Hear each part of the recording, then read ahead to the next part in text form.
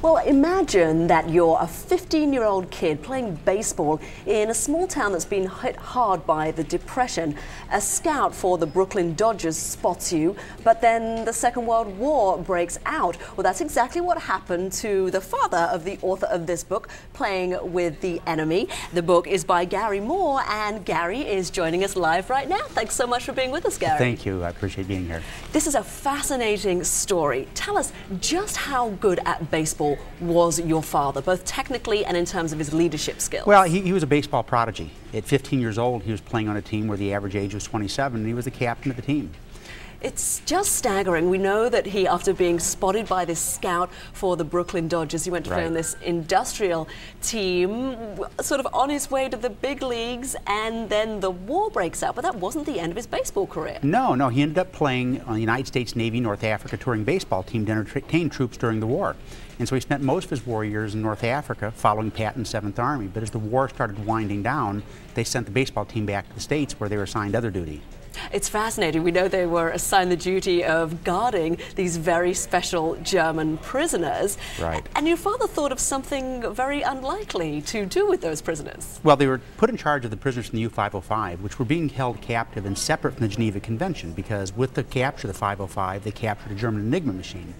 And my father decided that he was bored, watching the prisoners watch them play ball, and decided to teach them how to play baseball. So he spent the rest of the war playing baseball with the enemy. And they did pretty well, right? Well, there were some pretty good athletes on the team, so yes.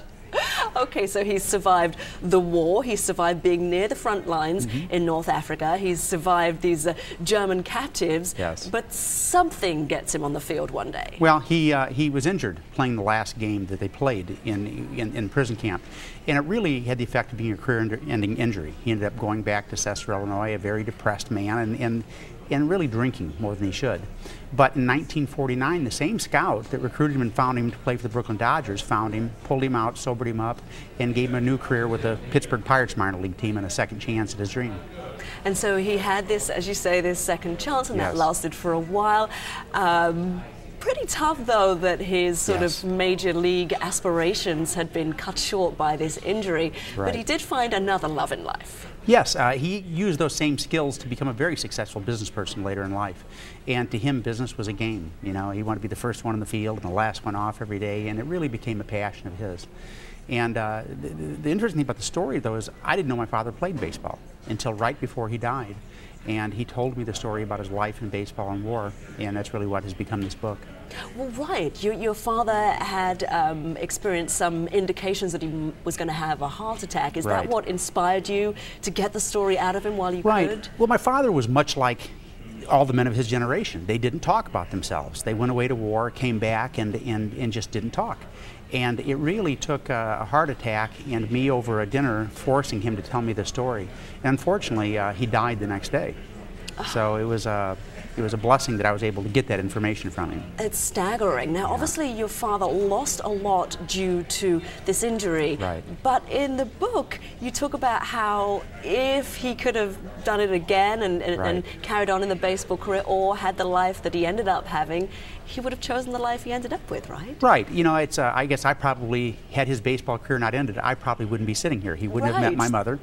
He wouldn't have had the career after baseball that he had, a very successful career. So I think that, it was really the skills and the experience he gained as a ball player in overcoming his injuries that gave him the skills and experience to go on and be successful in life. So I think it was a very valuable experience for him overall. Yeah, it sounds like he was a wonderful husband and a wonderful father, yes, he and was. as you say, a successful businessman. Now, Gary, we're just learning that this book is going to turn into a film. Yes, it's being made into a major motion picture. Gerald Mullen, the Academy Award-winning producer of Schindler's List, he's also made all the Jurassic Parks. He's a Spielberg collaborator. He has chosen this, and he's making this into a major motion picture. And it's become a conversation between generations because my son, Toby Moore, is actually going to play his grandfather in this movie. That's unbelievable. Yes. So his legacy will live on the big yes. screen and in your family. Yes. You must have many loving discussions about your father. Oh, absolutely. He died at 57 years old, far too young, and he's been gone since 1983.